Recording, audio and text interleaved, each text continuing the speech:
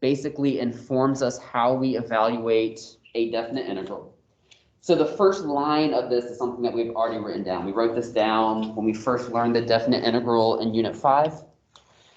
If I'm integrating from a to b f of x, we know that the general process that we have to go through, we first need to find the antiderivative, and I'm going to use a capital letter f of x to represent the antiderivative of f.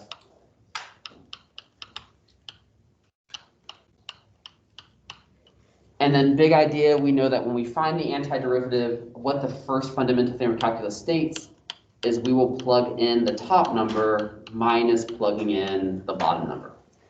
That's true, we know it, we've done it before, we've looked at problems where to do that, and that's what the first fundamental theorem of calculus states.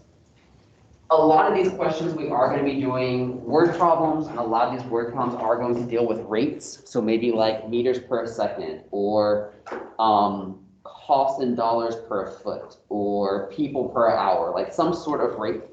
And so it's easier for us in many ways to think of the first fundamental theorem of calculus in terms of integrating a rate. And what we represent rates within calculus with a derivative. So if I wanted to rewrite this formula, if I'm integrating from a to b f prime, well, what is the integral of f prime going to give you? F of x, right? The regular original function. Still need to plug it in, top minus the bottom. So again, the integral from a to b of f prime is the same thing as saying f of b minus f of a. What's important here is that, again, the integral is equal to f of b minus f of a. And from that, we can come up with a new formula. And again, I really shouldn't say probably new formula. It's the same formula, just kind of rearranged. So if I have the integral of f prime is equal to f of a minus f of a, f of b, excuse me, minus f of a. Imagine adding f of a to both sides so that you're basically solving for f of b. And if I add f of a to both sides, you end up with this f of a plus the integral from a to b of f prime dx. That is what I'm going to kind of consider to be like the rewritten version of the first fundamental theorem of calculus. And it's going to be a super powerful formula for us in solving a lot of these word problems when we get there tomorrow. Some things I do want to notice about you to notice about this formula. F of a is going to act like an initial condition. So when I have f of a, whatever that x value of a is always going to be on the bottom of the integral. And then f of b would be like something you're trying to find. And that b is always going to be the top part of that integral. Do also notice that we are integrating f prime. We know for a fact that integrating f prime is going to give you f of x, which would then make all of these like terms. We would have like an f, and then some more f. So we're always going to have like terms after, of course, we integrate. So why is this useful? This is often very useful in problems that are going to require a calculator. Before we kind of use the calculator, I do want to do one that we can do by hand, just so you can kind of appreciate the formula for what it is, and then we'll look at the calculator. Questions, though, on that formula?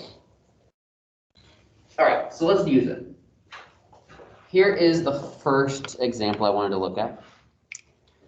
I have example A, given f prime is equal to 4x plus 3. F of 2 is equal to 1, and then we want to find f of 3. I'm going to do it two ways. We're going to do it the old way and the new way. The old way is how we would have done this before, how you currently know how to do it. And then the new way is going to use that rewritten version of the first FTC. So let's do it the old way first. If you had to do this problem, what would be the process you would have to normally go through if you ultimately wanted to find f of 3? Find the antiderivative. So if I have the first derivative, we know mathematically that if I have the derivative, the integral of f prime is going to get you to f of x. So the integral of f prime, chose one that was fairly easy to integrate. So I'm going to have f of x is equal to, that's going to become x squared, 4 divided by 2 is 2, become 3x, don't forget your plus c. So I integrated, now I have a function of f of x. What am I going to do next? plug in the initial condition. So it does tell me that f of 2 is equal to 1. So f is 1 when x is 2. Use that to solve for c. So that's going to become 1 plus 2 times 4 is 8, 3 times 2 is 6. C is going to be 1 minus, what's that, 14? So C is equal to negative 13. Almost there. I now know what C is, so I can go back and rewrite what the function is. Plugging in your C. Now we do have enough information. We know the full version of f of x. And now I can use that to actually answer the question. It's asking me to find f of 3. Well, what is f of 3? 2 times 3 squared plus 3 times 3 minus 13. So 2 times 6 plus 9 minus 13 is 14. If I did not that fast, this is the third time I've done it today. But f3 is 14. That's the old way of doing that problem. We know how to do it that way. We know it works. And to be quite honest, if this is a no calculator question, I would probably personally myself do it that way. Like, it works, we understand it, and I think it's pretty straightforward.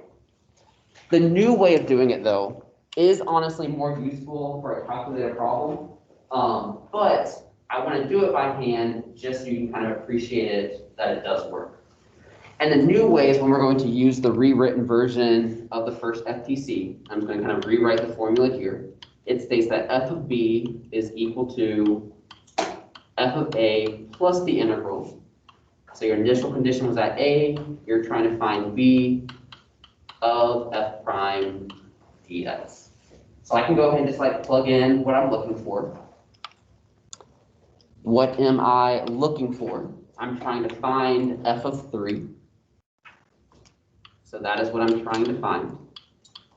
And then I can go ahead and plug in the rest of it. The initial condition is f of a. My initial condition was at 1, and that occurred at f of 2, basically when x was equal to 2. So then plus on my integral sign, what's going to be the lower number on my integral sign? 2, the x value of the initial condition. What's going to be the top number on my integral sign? 3. That's the x value of what you're trying to find of f prime dx. And then we just want to basically work it out. So I have that 1 hanging out in front. Still have the antiderivative. That's going to be 2x squared plus 3x. This one's a definite integral, so there is no plus c. But we do have to plug in the top number minus the bottom number. We know how to evaluate a definite integral. So plugging this in, I have that 1 hanging out in front, plugging in the top, minus plugging in the bottom. And that's a 3. And then we can evaluate that. Again, if you're doing this like on my test, technically you can leave your answer like that. Kind of an ugly answer. Evaluating this, the 1 plus plugging the top minus the bottom, and it is going to give you 14. So we do see that it does give us the same answer. And so you might be asking, like, Mr. Brown, why do we need 2 methods? And you're like, one way is going to be more beneficial to you in certain contexts. Let's talk about the pros and cons of them. In the old way of doing it, we did eventually have an expression for f of x. In the new way, like, you never get to know what f of x is. You kind of just bypass that. In the old way, you have the plus c, and then you plug in the initial condition. The new way, you plug in the initial condition to begin with, so there is no plus c, and that's why you kind of end up directly with the answer. Again, if I was doing more no calculator, I'm probably doing it the old way because it's about the same number of steps. Where that new way really becomes powerful is when we're doing a problem with a calculator. You just like set it up, punch it into the calculator, and then hit enter. So let's look at one that would require a calculator. And I chose this one. So I have f prime of x is equal to the sine of e to the x. F of 4 is equal to 5, and we want to find f of 1. Let's go ahead and try it the old way, because I do want you to kind of see the benefits of the new way of doing it. If we're doing it the old way, if I have f prime, how do I get down to find the original f? Well, I need to integrate it. And so I'm integrating the sine of e to the x dx. We need to know how to integrate that. What rule does that look like it's going to use if you're to try to integrate it? U subs. There's definitely something inside the sign. So u would be equal to e to the x. Easy derivative. What's the derivative of e to the x? E to the x. So then we can go ahead and do our u substitution. So this becomes the integral of the sine of u. Dx is du over u prime. What's wrong with that integral? It doesn't cancel. So like this e to the x is still here. You're sad or maybe not sad, but we can't do that integral.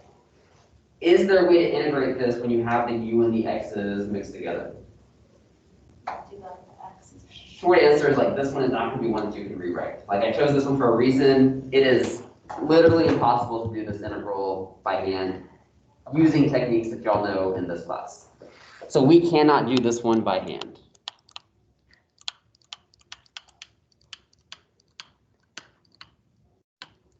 There are not techniques that we have in this class that will allow us to integrate that one.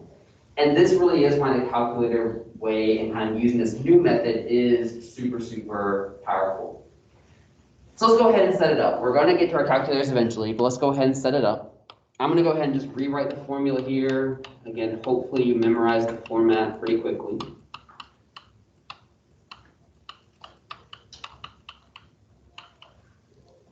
So what am I trying to find? I'm trying to find f of 1. So that's going to be f of 1 plus, what's my initial condition, is f of 4, which is equal to 5. What's going to be the bottom number on my integral sign? 4. What's going to be the top number? 1. And then I have f prime of x, which is the sine of e to the x dx. Again, to be clear, that 5 came from f of 4, and that's why that 4 was the bottom number. You might be looking at that and you're like, Mr. Brown, those numbers aren't in the right order, and I say, who cares? Like, we're still starting at 4. That's the initial condition. We're just working backwards to figure out what f of 1 is. So it makes sense that that would be kind of in reverse. On the AP exam, on anything in my class, if you take calculus in college, probably professional credits as well, any problem that you're doing in the calculator, you need to write down what your setup is. So you're always going to want to show this.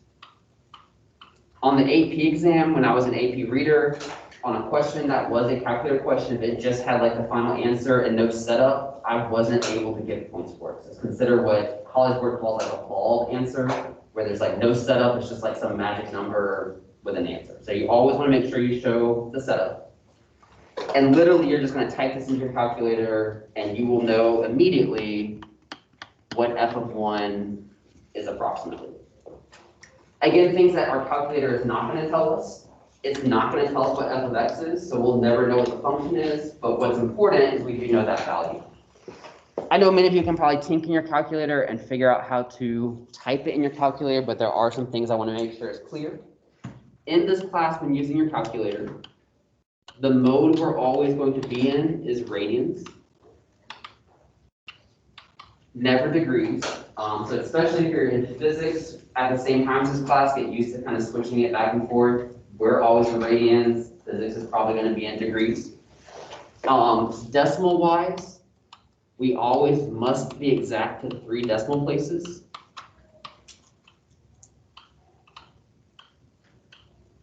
Don't have to round that third one, but it has to be exact to 3 decimal places. Another way that we do the definite integral in the calculator, my instructions are going to be for a TI 83 or 84. If you do have an Inspire or like any other one, then like, this sounds terrible, but I'm gonna have you just like look it up, because I honestly am not familiar with those. But how we're going to do this in the calculator, the math button, and I'll pull up the calculator too so you can see it. It's in the first column. It will tell you, it will have all the options on it. Option 9, which is a function integral, is the one that you want to select. And then I am going to kind of split the instructions here. If you have an updated 84 or one of the colored ones, then it's a nice example. You'll have like the integral sign, and it just has like a bunch of boxes you have to fill in. And then type enter. If you have an 83, it doesn't look so nice.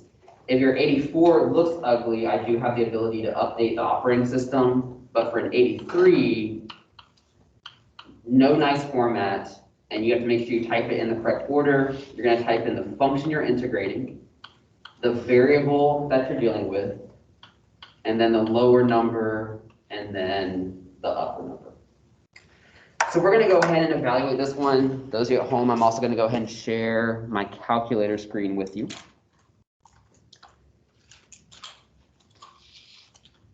So again, my mode, I am in radian mode because we are dealing with calculus. Some students like typing in the whole thing at once. They'll do like 5 plus the integral. For me personally, like this one won't take forever, but I like doing the integral separately and then adding 5. It just speeds it up slightly. So again, to do my integral, I'm going to hit math. Don't need to scroll down. You can just hit the number 9 and it will pull it up. This is an 84, so it pulls up the nice format. Again, if you have an 83 or an unupdated 84, won't look as nice, but you're going to still get the same answer. This integral is going from 4 to 1. What am I integrating? I'm integrating the sine of e to the x.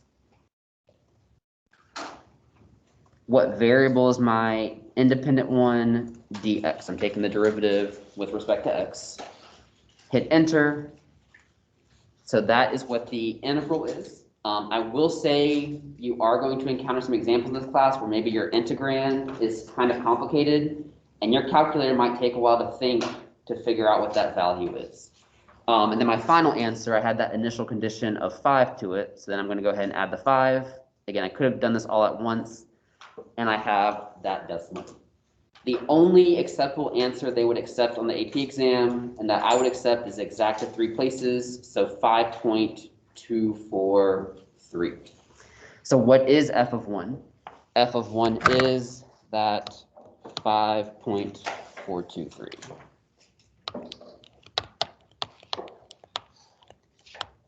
Again, drawbacks for kind of that old way of doing things, we don't know what f of x is. So like if I wanted to find like f of 5, I would have to like go back and just type it in again. But often, again, we're going to eventually connect these to word problems. So there'll be like a bunch of words around this, and that number would represent something that we'd often have to explain what it's representing. If you're not getting that answer in your calculator, especially if you're at home, like make sure you get with me so we can kind of figure out what's going on. But you need to know how to kind of use your calculator accurately. Yes? So it's 243. Oh, it's 243. Am I dyslexic? Cool. Yeah, 243. 4.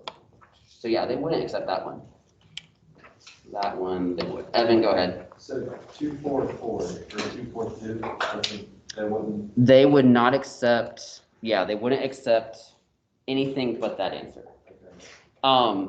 Strangely enough, like if you broke down like 5.243111111, like something just bogus, like you would earn credit for that because you were exact to the first 3 places. Okay. And even like when I was grading AP exams, they tell us like if someone writes down 4 decimals, we're not even supposed to look at the 4th decimal place. We only look at the first 3. Okay. And that 3rd one, So don't round. you can round or you don't have to round. Oh. So like if this one had been a 6, Yeah. they would have accepted 2 possible answers, 5.243 or 5.244. But that would be the only answers they would ever accept. Any other questions about using the calculator? All right, so I'm going to stop with that half of the notes and now move to shifting gears and talking about units. Again, I'm trying to lay the foundation to get us ready to talk about word problems. And there's two types of kind of things that you're doing when you're solving word problems. Like you have to figure out like what the problem is even asking you to do, like do the calculus, and then we're often going to have to explain our answer. When we explain our answer, we're often going to now talk about units fairly often. These problems can really measure anything. So what I did on this slide is I took actual AP questions, deleted clearly the word problem, and just saved the variable, the unit of measurement for the variable, and then I looked at some of the questions asked, and I just wrote down like the calculus that was part of that question. And the goal is we want to figure out like what the final answer's unit of measurement would be. Why is this important? I have found that students sometimes when doing a word problem, they're just like, I'm completely lost. I do not even know where to start. But if you're reading a problem and say everything is in meters per second, but you know your final answer to be something in terms of meters, then you can figure out at least which calculus operation you need to do to go from meters per second to meters. So like analyzing your units is going to be useful to you. I start off one that I think most of us have like a general understanding of. So again, I deleted the word problem, but I'm telling you that t is measured in seconds and v is measured in meters per second. So it is velocity, but we'll call it v. And there's a question in that problem that asked you to find v prime, and you had to do the units of measurement for v prime. Now we know the derivative of velocity is what? Acceleration, and we should know hopefully what the units of acceleration are. But if you don't fear, the calculus notation is honestly going to tell you the answer. So v prime is one way of writing the derivative of v. dv dt is also a way of writing it, and it's that version that will help you figure out your units. So again, that's just like saying dy dx, but dv dt. And you just want to figure out what units each variable has. So dv goes with the variable v. Well, what is v being measured in for this problem? Meters per second. So dv is being measured in meters per second. dt, what is t being measured in? Seconds. So what is v prime being measured in? Meters per second, which most of you are probably going to write as meters per second squared, which makes sense because that is a unit of measurement for acceleration. Then we have the integral. And this is in this unit, I'm going to be super, super picky. All of your integrals are going to have to include the dx or the dt or the d whatever at the end of it. That is what's going to make the problem work out correctly. So we know that already, if we integrate velocity, that's going to give you position. But say you forget that, you can use the format of the calculus to figure out your units. How do we do that? V of t is going to be measured in what? Meters per second, that was given. dt, even though that is part of the integral, it is the time, the t variable. What is the t variable being measured in for this problem? Seconds. Well, what's meters per second times seconds? What's that going to leave you with? Just meters. Which makes sense. We know that integral of velocity is position. What would position be measured in? Meters. So again, that can kind of inform you like, hey, if I need meters, then let me integrate this and kind of make that conversion work out.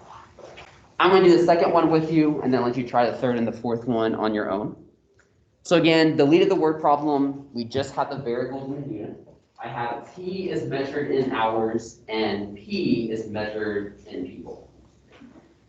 In this problem, it was like one of the parts had you find p prime and explain the meaning of p prime, the derivative of this function representing people. I think the easier way to look at p prime is dp dt. So let's think about the units. dp is up top in the derivative. What unit of measurement was going with p? People. What unit of measurement is going with time? Or I just said with dt? Time, which was hours. So what is the unit of measurement of p prime? People per hour, which makes sense. What is the derivative really? The derivative is representing a slope. What is the slope representing? A rate of change. So it does make sense that if p is people that its derivative would be some sort of rate. In this case, the rate would be people per hour. We're gonna do the same thing for the second one, like what happens if we integrate a function representing people. I like this one because I don't think the unit of measurement makes a lot of sense to like really anyone when you first look at it, but we can trust the calculus that the unit of measurement is true. So again, we're integrating P of t. What is P representing? People. And then we have dt. What unit of measurement is T representing? Hours. So if I integrated P of t, your answer will have a unit of measurement called people hours. Which sounds weird, you're probably like, what is a people hour? I've never measured anything in people hour. The short version of that, without a lot of theory behind it, is basically a unit of measurement for work. You probably have heard it in the phrase like how many man hours it takes to get something done. Or like horsepower, like it's kind of the same idea along that, but people hours is what we have. Go ahead and try the last two rows on your own before I go over it. So again, I took away the word problems. I just gave you the function or the variable and its unit of measurement. And I want you to figure out what the derivatives unit of measurement would be, and then what the integrals unit of measurement would be. And again, this is going to help us tomorrow when we actually have word problems that we'll need to solve. I'm going to be saying for those two rows, and I just have one more slide after this one that's real short.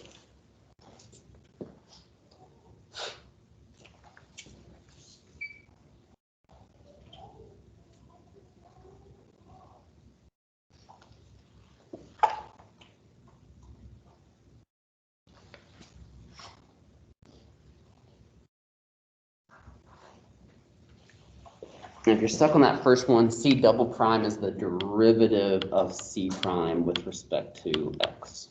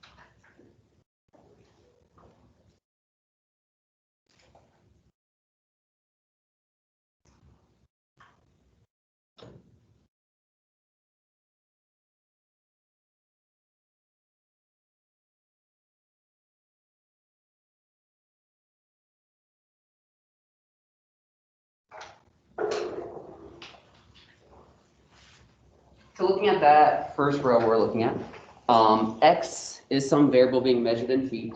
C prime, again, when this was a word problem, it was like C prime of X is equal to, and there was an actual function that was attached to it. But it's measured in dollars per foot.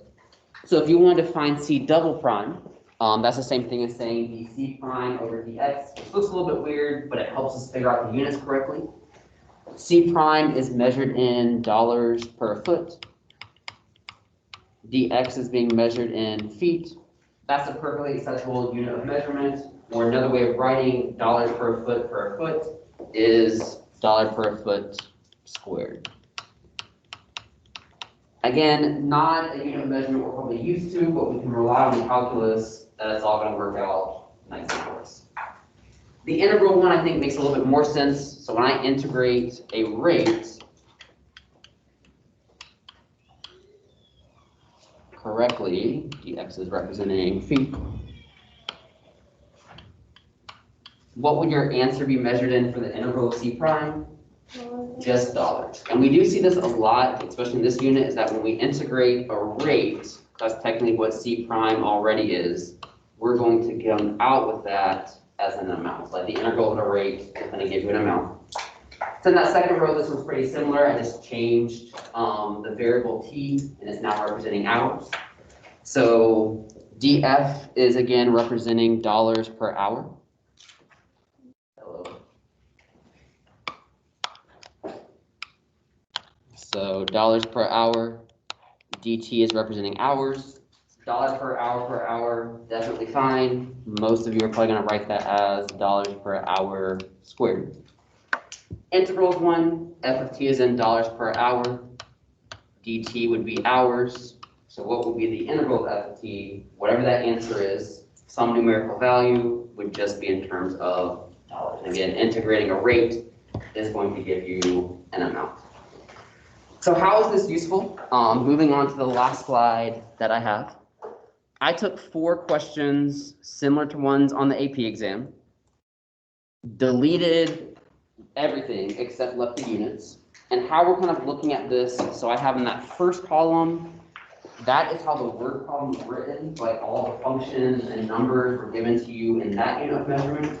And then that second column is like what you wanted your answer to be in. So even without the word problem in context, like we can still figure out like, hey, should I take the derivative in this problem? Should I take the integral, or should I do nothing? And being able to do that, like when it all comes down to it, and we're doing a word problem, if you get stuck, you can rely on the unit to at least tell you to possibly how to set it up correctly. Is it going to be a derivative or is it going to be an integral? So looking at this first one, if the problem is given to you in feet and you want your answer to be in feet per second, are you going to take the derivative? Are you going to do the integral or nothing to that problem? You're going to do the derivative. How do I take feet and turn it to feet per second? That's turning it into a rate, so we are going to take the derivative. What about that second one? If you're going from meters per day to meters, take the derivative, integrate, or neither? Integrate. Integrating a rate is going to give you an amount. This third one might be a little bit tricky. If you're going from cubic feet in a problem to square feet, which calculus operation, if any, would do that? Take the derivative. Here are 2 different answers. Let's think. Cubic feet is like feet cubed, right? Square feet is feet squared. How in calculus will we take a third exponent and make it a squared exponent? Take the derivative, right? 3 is going to drop down to the 2. We're going to take the derivative. I can show you why that works out. And again, I don't know how familiar you are with certain geometric formulas, but the surface area of a sphere, I don't know why this pen is possessed. The surface area of a sphere is 4 pi r squared. That's the surface area. If you integrated that, kind of going backwards, then you still have like that 4 pi r cubed divided by the new exponent. Surprise, that is the volume of the sphere. So like literally the derivative of volume is surface area, which would be like cubic feet to square feet. That also works for like a length and area. For example, the area of a circle, which would be in feet squared, is pi r squared. Well, what's the derivative of pi r squared? 2 pi r, which is what? Circumference, which would be measured in feet. So in math, literally everything's always going to go back to calculus. There we go, fun stuff. What about that last one? If your problem is in inches and you want your answer to be in inches, what are you going to do? Nothing. And you're like, Mr. Brown, of course, why are you putting that on there? I put that on there because I often find that like, students are like, I'm in AP calculus, I must find a derivative or I must find the integral. But like if the question is given to you in inches, and you want your answer to be in inches, and just like plug it into the given function. So don't make it more complicated than it needs to be. So what do I want you working on today? The homework, so kind of a similar checklist I give you as usual. The homework I'm assigning today is going to be homework number 2, part A. I might recommend, or not might, I am recommending that even if you haven't finished homework 1, to go ahead and like start on homework 2 part A. Tomorrow we are doing word problems and I want it to go as smoothly as possible. We are doing 2 days on it, but like just understanding how these formulas work and being able to do it without a word problem is going to make your life a whole lot easier tomorrow. Don't procrastinate anyways, but definitely don't procrastinate this week because homework 2 can very, very easily get away from you because it is quite lengthy and it does have some difficult parts to it. Your quiz is a week from today, and that quiz is just gonna cover stuff from homeworks 1 and 2. So like, again, literally all this week is just building on skills to complete homework number 2. You do have the rest of the period to kind of work. It's 3:13, so you have about 15 minutes to go ahead and start that homework. I would definitely recommend starting it. Especially if you're at home, just put off that nap for about 15 minutes and go ahead and knock out some of this homework. If you have questions on homework 1, then definitely get those questions answered. But kind of work days we'll have this week. Wednesday is going to be mostly a work day, save for like a warm up. And then Friday will also be a work day as well. But you definitely don't want this homework to get away from you. It's not the easiest topic, but it is very doable as long as you kind of keep up with what's expected of you.